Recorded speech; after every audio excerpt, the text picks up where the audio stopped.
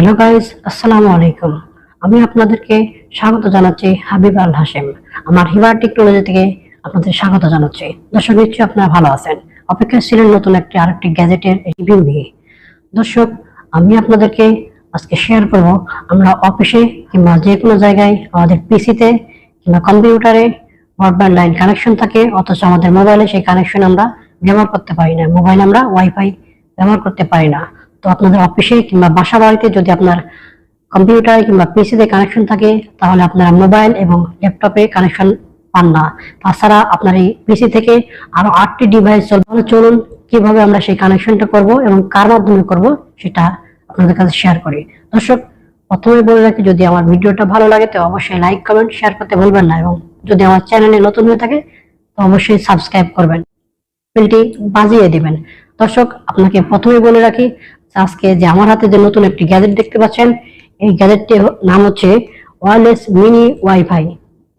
Mini wifi, যার কাজ হচ্ছে 300 এমবিপিএস স্পিডে। এই যে তারা দাবি করছে যে 300 স্পিডে কাজ করবে।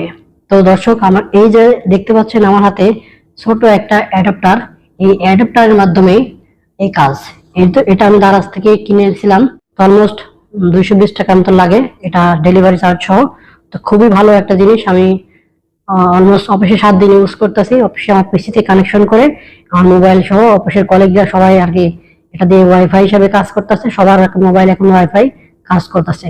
দর্শক, চলুন আমরা আমাদের মোবাইলে না গিয়ে ডাইরেক্ট আমরা আমার পিসিতে কিভাবে এটা কানেকশন করব আর মোবাইলে দেখাবো কেমন স্পিডে কাজ করে। তো চলুন বন্ধুরা, এটা হচ্ছে আমাদের ব্রডব্যান্ড লাইনের কানেকশন।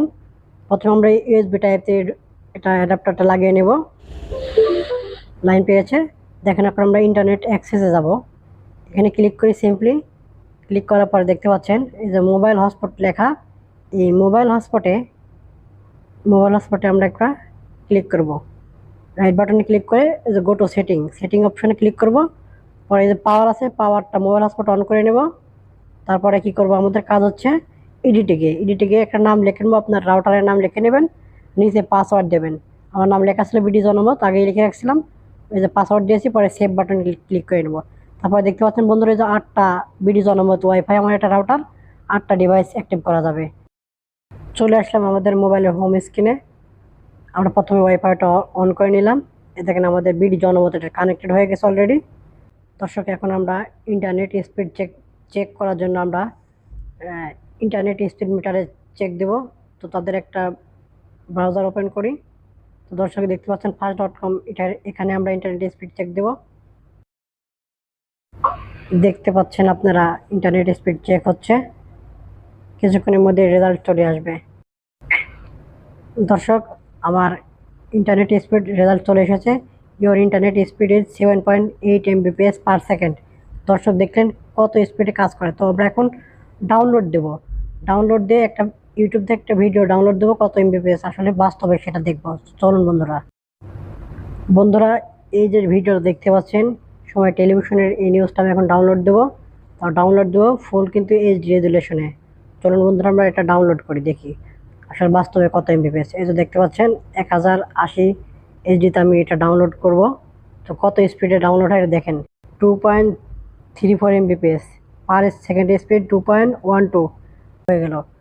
দর্শক, যদি আমার ভিডিওটা ভালো লাগে তো অবশ্যই লাইক কমেন্ট শেয়ার করতে ভুলবেন না।